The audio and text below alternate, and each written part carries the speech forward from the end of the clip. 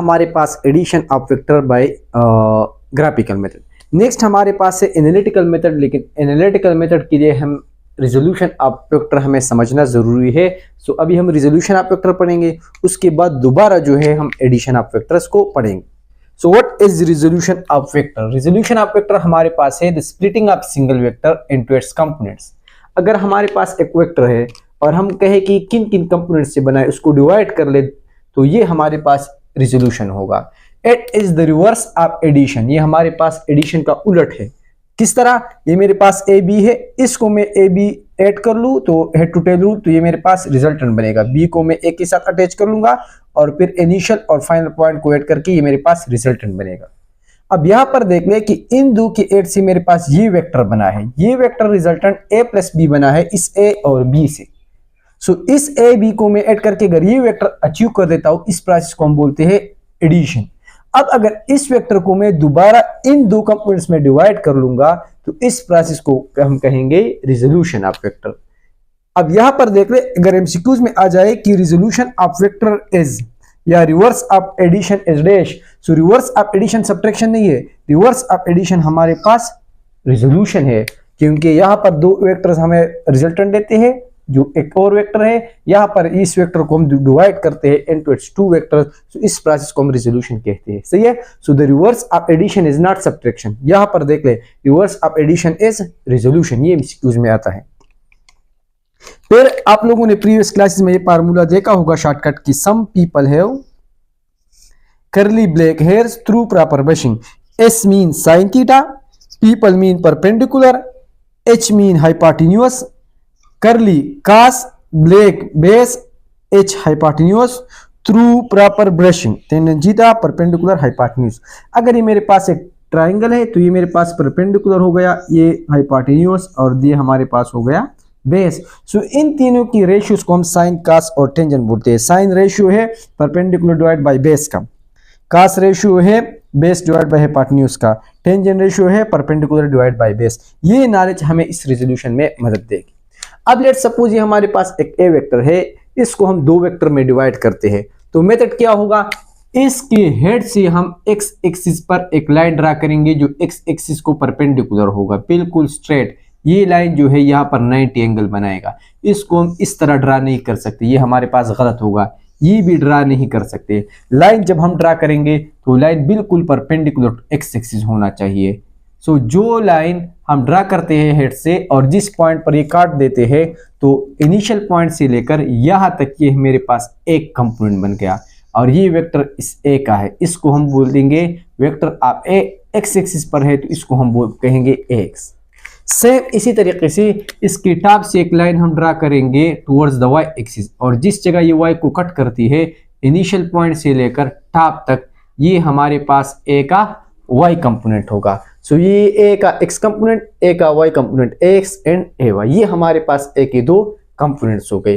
अब अगर दोबारा आप लोग देख ले, इन दो वेक्टर्स को मैं ऐड कर लेता हूं। ये मेरे पास वेक्टर ए है, यहां पर लिख लेता हूं वेक्टर ए एक्स। ये मेरे पास जो है वेक्टर ए वाई है, इसको मैं यहाँ पर हेड टू टेल रूल के साथ जो है ऐड कर लेता हूँ, या यहाँ पर ये ए वाई को मैं यहाँ पर ए एक्स के साथ अटैच कर देता हूँ। ये देख ले, तो अगेन ए एक्स और ए वाई के एडिशन से मेरे पास ए बना। तो ए को मैं इस तरह दो में स्प्लिट कर दूं तो इस प्रोसेस को हम रिजोल्यूशन बोलते हैं। दोबारा ये ए एक्स और ए वाई को मैं ऐड कर लेता हूँ तो दोबारा मुझे वेक्टर ए देगा। सो इस ए की ये ए एक्स और ए वाई मेरे पास दो कंपोनेंट्स हो गए। अब ये देख लें, ये साइड और ये साइड दोनों बराबर है, सो इसको भी मैं ए एक्स कह सकता हूँ। ये दोनों साइड बराबर है, सो ये भी ए वाई है। सो ये हमारे पास एक रेक्टेंगल टाइप बनता है, इसी वजह से इसको हम बोलते हैं रेक्टेंगुलर कंपोनेंट। ए एक्स और ए वाई के बीच एंगल 90 डिग्री होगा and this components is known as rectangular components. अब अगर मुझे फार्मूला चाहिए तो we know that sin theta is equal to some people have perpendicular divide by hypotenuse. यहां पर देख ले, इस ट्राइंगल में ये परपेंडिकुलर ए वाई है, सो sin थीटा बनेगा ए वाई डिवाइड बाय हाइपोटेन्यूज हमारे पास ए है। यहां से अगर मुझे ए वाई फाइंड करनी है, ए वाई ए इस साइड पर आएगा, मेरे पास बनेगा ए sin थीटा। सो अगर हमें वेक्टर गिवन हो और ये थीटा उसका गिवन हो, ये थीटा इसका गिवन हो, तो ए वाई हम किस तरह फाइंड करेंगे, वेक्टर लेंगे और साइन थीटा को इससे मल्टीप्लाई करेंगे, तो ये मेरे पास एक कंपोनेंट बन गया विच इज वर्टिकल कंपोनेंट। अब यहां पर देख लें, अगर मैं cos थीटा लगा लेता हूं, so cos theta is equal to curly black hairs base divide by hypotenuse. cos theta is equal to base ax है, हाइपोटेन्यूज मेरे पास a है। So I want to find the ax, a is equal to a इस side पर आएगा, मेरे पास बनेगा a cos थीटा। सो ये ax हमारे पास क्या है, this is the second component. अब यहां पर देख ले, अगर मुझे वेक्टर a गिवन है और थीटा गिवन है, क्या समरी क्या हो गई, if we have given vector a and theta, तो इसकी एक x कंपोनेंट होगा, एक y कंपोनेंट होगा। ax बराबर होगा a cos थीटा का और ay बराबर होगी a sin थीटा। याद रखें कि कुछ लोग जो है, कुछ प्रोफेसर हजरात इस तरह करते हैं कि इस कास और साइन को उल्टा करते हैं। जब वो कहेंगे, रीजन आप लोग को देंगे कि जब एंगल वर्टिकल एक्सिस के साथ गिवन हो, तो आप लोगों ने वो वाला फार्मूला यूज नहीं करना। अगर आपको कहे कि ये वेक्टर ए है और इसने वाई के साथ 40 डिग्री बनाया है, तो अगेन आप लोगों ने एक स्टेप एक्स्ट्रा करना है। एक्स एक्सिस के साथ हम लोग एंगल लेते हैं, तो आप ये थीटा फाइंड करेंगे। ये ओवरऑल 90 है, 90 माइनस 40 इज इक्वल टू 50। तो अगर आप लोग को ये वाई एक्सिस के साथ एंगल गिवन है, तो आप लोग क्या करेंगे, आप लोग ये वाला एक्स एक्सिस के साथ एंगल कैलकुलेट करेंगे और सेम फार्मूला जो है यूज करेंगे। आप लोग को इस तरह फार्मूले को चेंज करने की जरूरत नहीं है, सेम फार्मूला याद रख के। सही है, मतलब ये है कि अगर एक्स एक्सिस के साथ एंगल गिवन है, ये फार्मूला है। अगर वाई एक्सिस के साथ एंगल गिवन है, तो आप लोग क्या करेंगे, एक्स एक्सिस का जो एंगल होगा वो यहां पर फाइंड करेंगे। So to find the components of a vector A, if we have given the vector A and theta, simply to find the ax, take A multiplied by cos theta, ay A sin theta। कुछ example जो है मैं इस पर solve कर लूंगा। अब याद रखें कि ax और ay जो है डिफरेंट केसेस आप लोग के साथ आ सकते हैं। फॉर एग्जांपल यहां पर आप लोग देख ले, लेट सपोज ये मेरे पास x एक्सिस है और ये मेरे पास y एक्सिस है। तो अगर ये कंपोनेंट वेक्टर इस साइड पर है फर्स्ट क्वाड्रेंट में, तो एक कंपोनेंट इसका ax बनेगा और ये मेरे पास ay। अब ये कंपोनेंट जो है किसी भी क्वाड्रेंट में आ सकते हैं, ये वेक्टर किसी भी क्वाड्रेंट में आ सकते हैं। उसको जो है अभी हम सॉल्व कर लेंगे, उसके साइन जस्ट डिफरेंट होंगे, जो हमारे पास पिछली क्लासेस में हम लोगों ने बेसिक्स में पढ़े हैं। लाइक फॉर एग्जाम्पल मैं जनरल बात कर देता हूं, फिर एग्जाम्पल को सॉल्व कर लेंगे। ये मेरे पास y एक्सिस है and this is the x axis. अब अगर एक वेक्टर हमारे पास वेक्टर a है, तो इस x एक्सिस पर लाइन ड्रा करेंगे तो ये ax बनेगा, और y एक्सिस पर लाइन ड्रा करेंगे तो ये मेरा ay बनेगा। अब x एक्सिस और y एक्सिस का ये वाला साइड जो है ये पॉजिटिव होता है, तो यहाँ पर ax जो है ax एंड ay, ax भी पॉजिटिव होगा और ay भी पॉजिटिव होगा। लेट्स सपोज यहाँ पर ये दोनों नेगेटिव नेगेटिव होते हैं। अगर वेक्टर हमारे पास थर्ड क्वाड्रेंट में है, this is the first quadrant, this is the second quadrant, this is the third quadrant, this is the fourth quadrant. अब अगर लेट सपोज थर्ड क्वाड्रेंट में एक चीज है, तो यहाँ से टॉप से हम लाइन ड्रा करेंगे ax पर, तो ये अगर वेक्टर b है तो b का x कंपोनेंट बनेगा, और ये वेक्टर b का हमारे पास क्या बनेगा, ये वेक्टर b का y कंपोनेंट बनेगा। सो अगर थर्ड क्वाड्रेंट में एक वेक्टर लाई करता है, तो इसका x कंपोनेंट और y कंपोनेंट दोनों मेरे पास क्या होंगे, नेगेटिव नेगेटिव होंगे। x एक्सिस एक फर्स्ट क्वाड्रेंट में दोनों साइन पॉजिटिव, थर्ड क्वाड्रेंट में दोनों नेगेटिव। अब आप लोग देख ले, अगर मेरे पास वेक्टर जो है वेक्टर सेकंड क्वाड्रेंट में है, तो ये इसका x कंपोनेंट होगा। लेट सपोज ये c है, तो ये cx बनेगा, और ये उसका क्या बनेगा, ये उसका हमारे पास cy बनेगा। सो cx x कंपोनेंट नेगेटिव है और y कंपोनेंट हमारे पास क्या है, पॉजिटिव है। सो इन सेकंड क्वाड्रेंट वेक्टर का x कंपोनेंट नेगेटिव होता है, y कंपोनेंट पॉजिटिव। अगर मेरे पास वेक्टर जो है यह लाई करता है,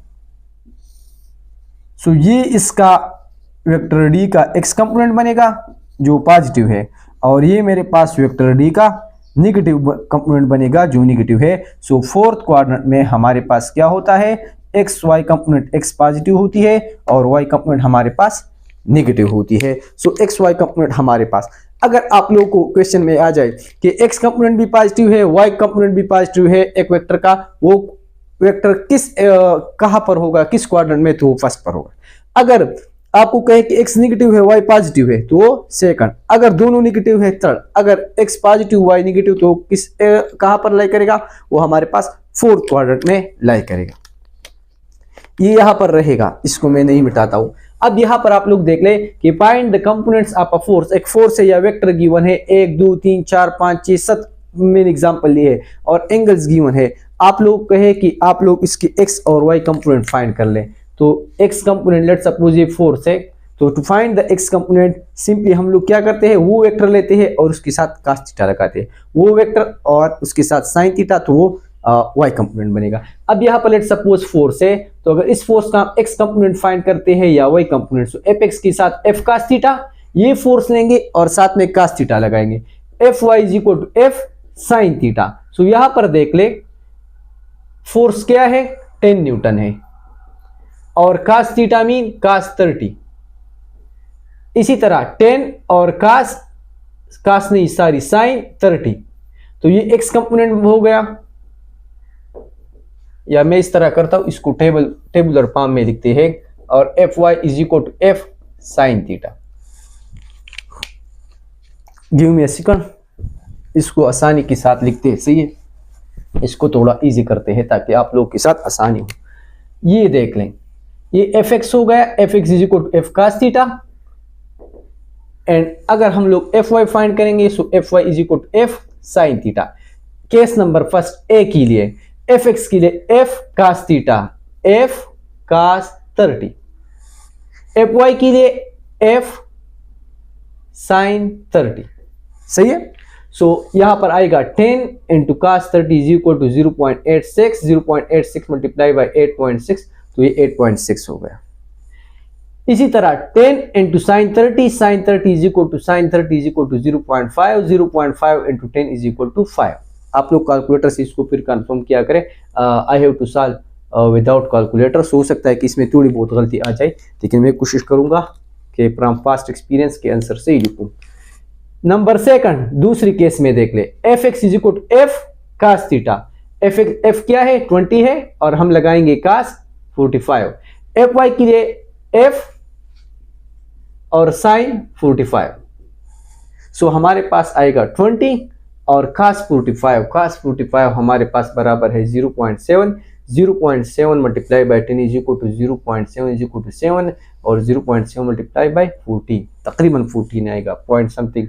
20 मल्टीप्लाई बाई 0.7 तो 7, ये भी मेरे पास 14 आएगा। So this is the second number. C में क्या करेंगे, सी को भी आप लोग इस तरह करें, चलते मैं सॉल्व कर देता हूं।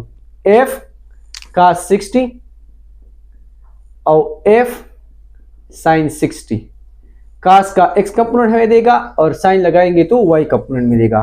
तो यहां पर मेरे पास बनेगा 30 into cos 60, cos 60 is equal to 0.5, 0.5 into 60 is equal to 15, सही है। यहां पर देख ले 30 into sin 60, sin 60 is equal to 0.86, so 8.6, 8 3 24, 25.8 तकरीबन ये आएगा। सो ये x कंपोनेंट हो गया, ये y कंपोनेंट हो गया। लाइक अगर इसको हम ड्रा कर लें तो ये हमारे पास वेक्टर है, ये हमारे पास 60 डिग्री एंगल पर है, तो ये इसका x कंपोनेंट बन गया और ये इसका y कंपोनेंट बन गया, सही है। fx is equal to f cos theta, fy is equal to f sin theta. यहां पर देख लें, ये तीनों जो जब मैंने ली है तो ये तीनों फर्स्ट क्वाड्रेंट में लाई करते हैं। तो इसके बाद मैंने 3 एग्जांपल ली है जो मेरे पास कहां पर लाई करेंगे, सेकंड, थर्ड और फोर्थ क्वाड्रेंट में। Where is the duster. अब मैं क्या करता हूं कि इसको मैं डायग्राम से शो करता हूं ताकि आप लोग को पता चले कि प्लस माइनस आती है या नहीं। So this is the x axis, this is the y axis. अब यहां पर देख ले केस नंबर डी को, example number D, f 100 newton और आप लोग फाइंड कर ले 120 डिग्री पर। So fx is equal to f cos theta, cos 120 और fy is equal to f sin 120, सही है। तो ये हमारे पास बनेगा 100, cos 120 की वैल्यू 100 और sin 120 की वैल्यू। सो cos 120 हमारे पास बराबर है -0.5, तो ये मेरे पास बनेगा -50। और इसी तरह sin 120 हमारे पास बराबर है +0.86, तो ये हमारे पास तकरीबन बनेगा 86। तो ये मेरे पास डी का x और y कंपोनेंट हो गया।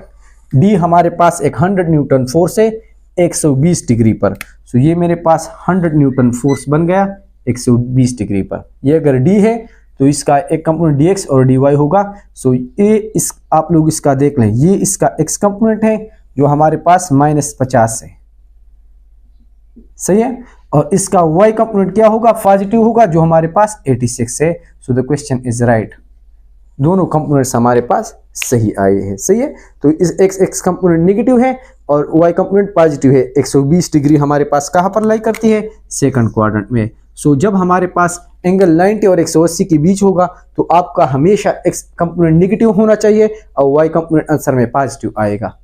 अब यहाँ पर देख ले ई केस में, देख ले ई केस में जो है 100 न्यूटन है 210 डिग्री है, 100 न्यूटन cos 210, 100 न्यूटन sin 210। सो इसको किस तरह सॉल्व करेंगे, 100 और cos 210 जो है उसकी वैल्यू और 100 और sin 210 की वैल्यू। तो cos 210 हमारे पास बराबर है -0.86, तो वो हमारे पास बनेगा -86। और ये हमारे पास क्या बनेगा, इस सब के साथ न्यूटन लगा ले अगर सारी न्यूटन है। और ये मेरे पास है sin 210, तो ये sin 210 हमारे पास बनेगा -0.5, -0.5 मीन -50। तो यहां पर देख ले, लेट्स सपोज कि ठीक है कि नहीं, वेक्टर क्या है 100 न्यूटन, एंगल क्या है 210, let's suppose this is the 100 degree. तो ऊपर की तरह सेम स्केल पर अगर हम ड्रा कर ले तो सेम लेंथ होना चाहिए। तो ये मेरे पास बन गया वेक्टर नंबर ई ए का x कंपोनेंट हो गया जो -50 बन रहा है, सही है, 100, हाँ सही है,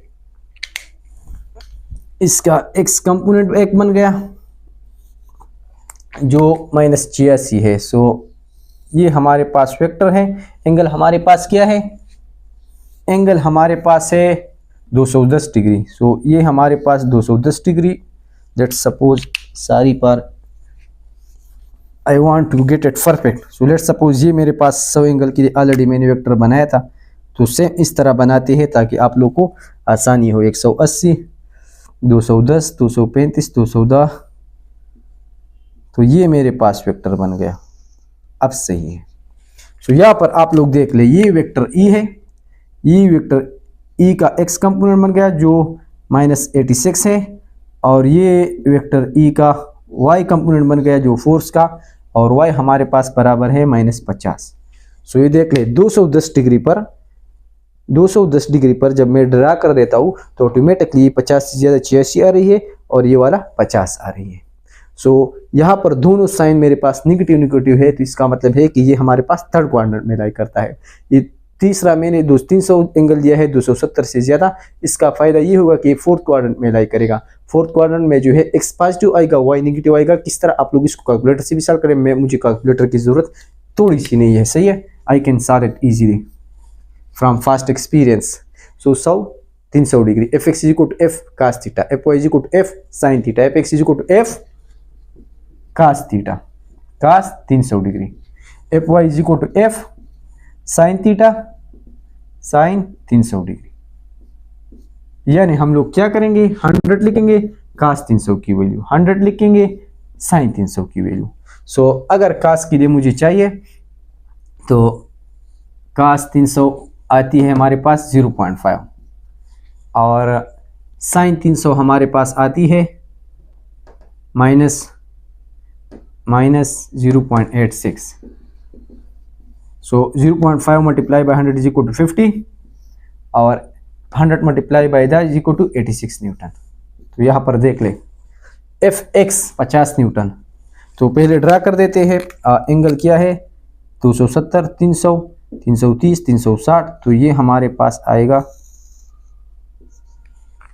ये मेरे पास आ गया x कंपोनेंट 50 50, तो ये पॉजिटिव आ गया। और ये मेरे पास आ गया वाई कंपोनेंट। सो वाई कंपोनेंट हमारे पास क्या है, -86।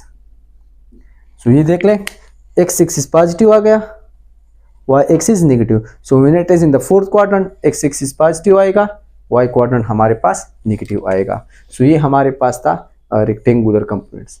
अब यहाँ पर एक पॉइंट और है, एमसीक्यूज में आता है, ये वाले जगह में रिमूव कर दूंगा। आपको कहेंगे कि 10 न्यूटन फोर्स है एक्स एक्सिस पर है, इसका वाई कंपोनेंट क्या होगा, या वाई एक्सिस पर है तो एक्स कंपोनेंट क्या होगा। So this is the force 10 newton y axis पर है, this is the force 10 newton x axis पर है। सो इसका एक्स कंपोनेंट अगर हम निकालेंगे, एक ऐसा वेक्टर जो वाई एक्सिस पर f x is equal to f cos theta, f 10 है और कास 90 साइन, तो ये देख ले sine 0 is equal to 0, cos 0 is equal to 1, cos 90 is equal to 0, तो ये 0 बनेगा, f x component 0। F y is equal to f sine theta, f sine 90, sine 0 is equal to 0, sine 90 is equal to 1, तो 10 Newton force का एक ही component है और वो खुद है, ये 10 न्यूटन का वाई कंपोनेंट 10 है, एक्स कंपोनेंट यहां पर कोई नहीं है। सेम इसी तरह इस वेक्टर का जो 10 न्यूटन है लेकिन ये 0 डिग्री पर है, so F x is equal to F into cos 0, sine 0 is equal to 0, cos 0 is equal to 1, 10 multiply by 1 is equal to 10, तो ये इसका एफ एक्स कंपोनेंट बन गया। F Y mean F sine theta, sine 0 is equal to 0, so इसका Y component हमारे पास नहीं है। सो जब एक्स एक्सिस पर एक कंपोनेंट वेक्टर होता है तो इसका एक्स कंपोनेंट होता है लेकिन वाई कंपोनेंट 0 होता है। अब अगर एक वर्टिकल एक्सिस पर वाई एक्सिस पर एक कंपोनेंट है तो इसका वाई कंपोनेंट होगा, इसका एक्स कंपोनेंट नहीं होगा। सो ये भी एमसीक्यूज में आता है। And this is all for today, thank you. इसके बाद हम लोग दोबारा एडिशन पर आएंगे।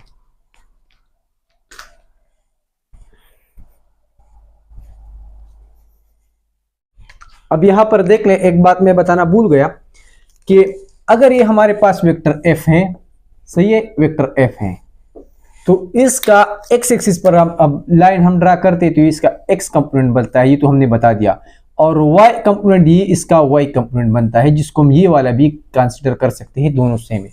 अब इस ट्राइंगल को आप लोग देख ले, ये मेरे पास एफ है, ये इसका एक्स कंपोनेंट है, ये एफ का वाई कंपोनेंट है, this is the base, this is the perpendicular and this is the hypotenuse, सही है। अब यहां पर देख ले कि एफ से तो हम लोगों ने चलो खैर एफ एक्स और एफ वाई फाइंड कर दिया, लेकिन जरूरी नहीं क्वेश्चन इस पर आ जाए, क्वेश्चन इस पर भी आ सकती है कि एफ एफ वाई गिवन हो आप लोग को एफ एक्स फाइंड कर ले, एफ एक्स और एफ गिवन हो आप लोग को एफ वाई फाइंड कर ले, एफ एक्स और एफ वाई गिवन हो एफ फाइंड कर ले। यानी इन तीन चीजों में एफ, इसका एक्स कंपोनेंट, इसका वाई, या तो ये ना मालूम होगा, ये ना मालूम होगा, ये ना मालूम है, और जो ना मालूम है वो हमें मालूम करनी है, सही है। वो वाला ना मालूम नहीं, ये वाला ना मालूम। हाँ, टॉपिक को आए, सही है, टॉपिक पर सोचे। हाँ, ये एफ एक्स और एफ वाई तीन चीजें हैं। अब यहां पर देख ले, अगर हम पाइथागोरस थ्योरम यूज करेंगे तो वो हमारे पास है hypotenuse square is equal to perpendicular square plus base square under the root. Sorry, ये अंडर द रूट इसमें नहीं है, सही है। अब अगर हम दोनों h फाइंड करेंगे तो हम अंडर रूट लेंगे, तो फिर ये अंडर रूट बनेगा p square plus b square, ये स्क्वायर अंडर रूट के साथ कैंसिल हो जाएगा, we will get height is equal to perpendicular square plus base square under the root. So इस केस में हमारे पास हाइपोटेन्यूज f है, ये इसका x कंपोनेंट है, ये इसका y कंपोनेंट है, तो ये इसका स्क्वायर बनेगा। बेस fx है और परपेंडिकुलर ये मैंने आगे पीछे लिख दिया, खैर कोई मसला नहीं, f x plus f y plus f, लेकिन एफ एक्स हम नॉर्मली पहले लिखते हैं। ये हमारे पास फार्मूला है। जब f x f y given हो, उल्टा भी हो सकता है। अभी तो हमने फाइंड किया एफ से एफ एक्स और एफ वाई किस तरह फाइंड करेंगे, अभी इस तरह भी आ सकता है, f x f y given हो, आपको कहे कि एफ फाइंड कर ले, सही है, तो ये हमारे पास इस तरह आएगा। अब यहां पर आप लोग देख लें कि फार्मूले में तीन चीजें आ सकती है, इस फार्मूले की तीन केसेस हो सकते हैं। या तो आपको कहे कि एफ फाइंड कर ले, चलो वो तो सही है, कभी कभार आप लोग को एफ एक्स फाइंड करना होगा, लेकिन लेट सपोज यहां पर मैं इसको कर लेता हूं, एफ एक्स को फाइंड करने के लिए दोनों साइड पर अंडर रूट लेंगे, दोबारा f x square is equal to f x square plus f Y square, ये बनेगा। एफ एक्स अगर हम लोगों ने फाइंड करनी है एफ एक्स स्क्वायर, तो ये एफ वाई स्क्वायर को इस साइड पर लाएंगे तो ये मेरे पास फार्मूला बनेगा, this is to find the f x. अगर सिंपली एफ वाई फाइंड करनी है तो एफ एक्स को इस साइड पर ले आए तो मेरे पास बनेगा F Y square is equal to F square minus F x square. So इस फार्मूले, ये तीनों चीजें फार्मूले में आप लोग को आ सकते हैं। अभी दोबारा आते हैं इस क्वेश्चन में, चलो एग्जांपल कर लेते हैं। अगर आपको कहे कि एफ एक्स 8.6 है, एफ वाई 5 है, फाइंड द फोर्स फाइंड कर ले, तो f is equal to f x square plus f Y square under the root, दोनों का स्क्वायर लेंगे। इस केस में केस नंबर फर्स्ट में एफ एक्स हमारे पास है 8.x, एफ वाई हमारे पास है 5, सो 8 square 8 8 are 64, 8.6 is equal to 8.6 multiply 8.6 is 75 plus 5 5 are 25, 25 plus 75 is equal to 100, under root 100 is equal to 10 newton. तो ये देख ले 10 न्यूटन हमारे पास आ गया। केस नंबर सेकंड में आप लोग को कहे कि फाइंड द फोर्स और x और y गिवन हो, x हमारे पास है 14, y हमारे पास है 14, सो यहां पर हमारे पास f क्या आएगा 14 square plus 14 square under the root, सही है। वो 0.707 समथिंग द 14 से ज्यादा था लेकिन मैंने 14 ले लिया। 14 14 जार 196 plus 196 under the root, so 196 200 plus 200 400 392 under the root, so 20 जार 400 19.9 समथिंग, आंसर किया गया 28।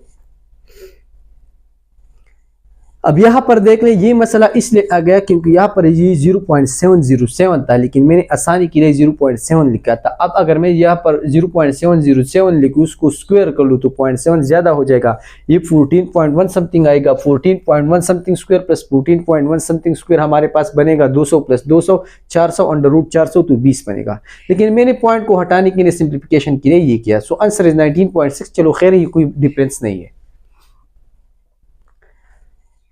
ये हमारे पास का भी था। अब इसी तरह इसको अगर आप 10 square plus 10 square under the root तो हमारे पास आएगा 100, 86 square plus 50 square under the root तो 100, 50 square plus 86 square under the root 100 तो हमारे पास आएगा 100, सही है। तो इससे जो है सेम इसी तरह आप लोग कर सकते हैं। लेकिन यहाँ पर एक ट्रिक की पॉइंट है जो मैं आप लोग को समझने की कोशिश करता हूँ कि एफ एक्स और एफ वाई तो खैर आप लोग फाइंड कर लेंगे, उसका तो कोई मसला नहीं है, एफ एक्स और एफ वाई से। लेकिन जो एफ है उसका ये डायरेक्शन किस तरह हम लोग फाइंड करेंगे।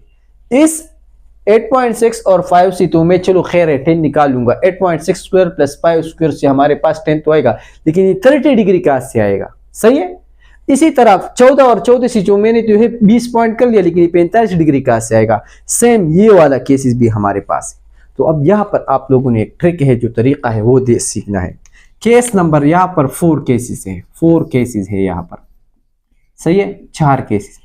एक केस ये है जब रिजल्टेंट का एंगल हमारे पास 30 45 60 90 की इर्द तो फर्स्ट क्वाड्रेंट में, या सेकंड थर्ड फोर्थ सलोर क्वाड्रेंट है दी और सलोर केस ने दी, 4 क्वाड्रेंट है और 4 केसेस है।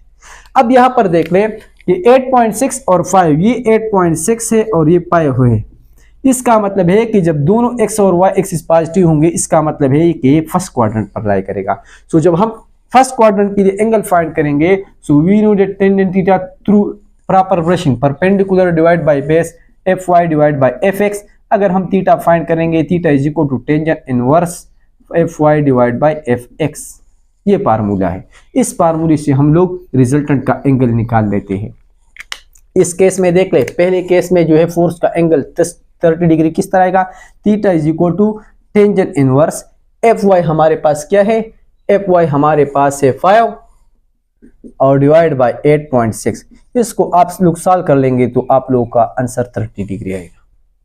इसी तरह fy tangent theta is equal tangent inverse 14 divide by 14, 14 divide by 14 is equal to 1। Second case में हमारे पास टेंजेंट इनवर्स 1 आएगा और tangent inverse 1 is equal to 45, वो भी सही होगा। अब मसला आप लोग के इस केस में आएगा, आप लोग को डी ई एफ केस में मसला आएगा, क्योंकि यहां पर देख ले डी केस में हमारे पास x पॉजिटिव है, x नेगेटिव है लेकिन y पॉजिटिव है। जब x नेगेटिव हो और y पॉजिटिव हो, इसका मतलब है कि सेकंड क्वाड्रेंट में लाई करता है। सो सेकंड क्वाड्रेंट के लिए जब आप लोग केस नंबर कौन सा है, जब x positive negative y positive, ये वाला डी नंबर केस।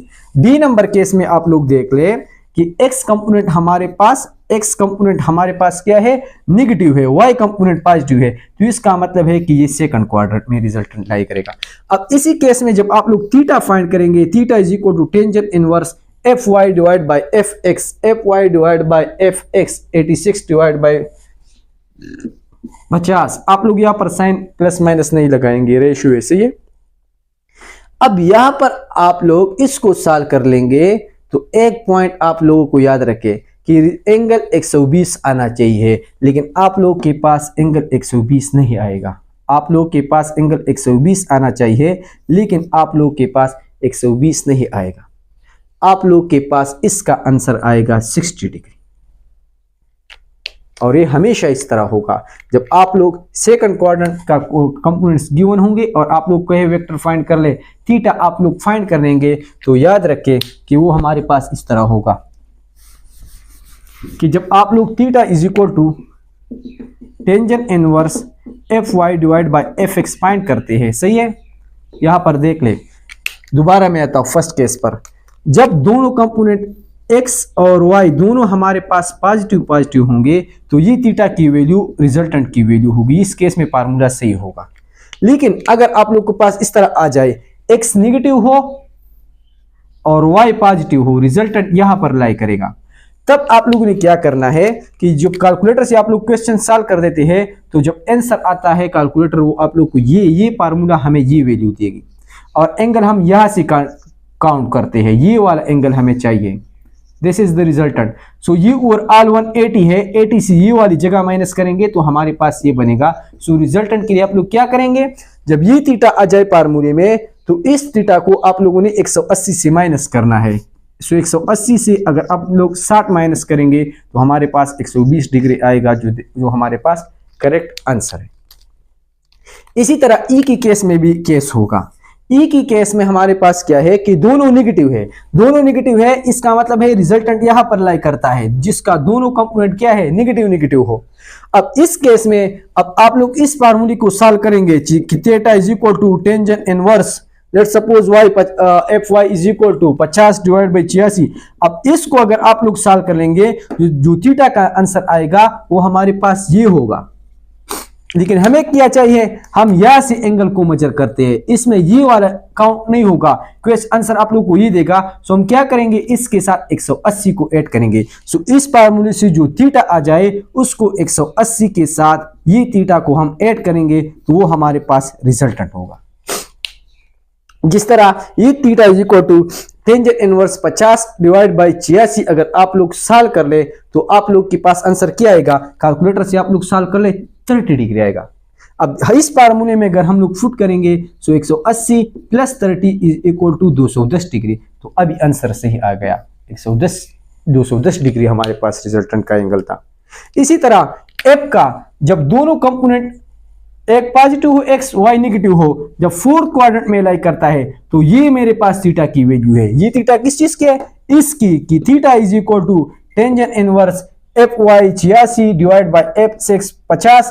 तो अब यहां पर आप लोग के साथ आंसर तो होना चाहिए था कि 300 हो, लेकिन ये 300 नहीं आएगा। ये क्या आएगा, ये आप लोग के पास 60 आएगा। अब 300 से हम लोग 60 से हम लोग 300 किस तरह बनाएंगे, सो हमारे पास कुछ इस तरह होगा। जब फोर्थ क्वाड्रेंट में होगा तो ये हमारे पास वेक्टर है, तो जब x कंपोनेंट पॉजिटिव हो y नेगेटिव हो तो ये थीटा हमें जो है फोर्थ केस में ये वाला एंगल देती है, जबकि हमें ये वाला चाहिए। तो 360 पूरा है, 360 से ये वाला पोर्शन माइनस करेंगे, तो 360 minus 60 degree is equal to 300 degree. कहने का मतलब ये है, कहां पर मैं लिख लूं, यहां पर मैं लिख लेता हूं। कहने का मतलब हमारे पास ये है, जब एक्स वाई कंपोनेंट गिवन हो और आप लोगों ने रिजल्टेंट थीटा फाइंड करनी है। अब यहां पर देख ले, अगर मेरे पास दोनों पॉजिटिव हो it means the quadrant is first quadrant. अगर x नेगेटिव है y पॉजिटिव है तो इसका मतलब है सेकंड क्वाड्रेंट। अगर मेरे पास दोनों नेगेटिव है इसका मतलब है थर्ड क्वाड्रेंट। अगर दोनों मेरे पास एक x पॉजिटिव है y नेगेटिव है, इसका मतलब है फोर्थ क्वाड्रेंट। सो पहले केस में रिजल्टेंट का थीटा वही थीटा होगा जो हमें इस फार्मूले से मिलेगा, tangent inverse fy divide by fx। सही है। सेकंड क्वाड्रेंट में हम लोग क्या करेंगे, जब रिजल्टेंट थीटा हम लोग फाइंड करेंगे तो इसको 180 से ये वाला थीटा माइनस करेंगे। थर्ड क्वाड्रेंट में रिजल्टेंट फाइंड करने के लिए 180 के साथ ये थीटा ऐड करेंगे। फोर्थ क्वाड्रेंट में रिजल्टेंट को फाइंड करने के लिए 360 से ये थीटा माइनस करेंगे। तो ये हमारे पास रिजल्टेंट आएगा। सही है। एक और ग्राफ भी मैं बना देता हूं।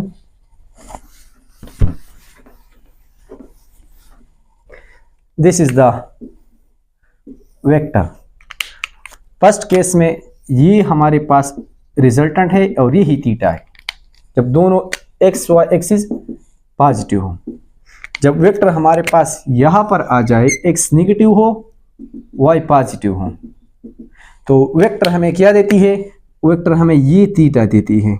इस फार्मूला का जो थीटा है वो हमें ये है, लेकिन हमें क्या चाहिए, ये वाला चाहिए, 180 माइनस थीटा हम लोग करेंगे।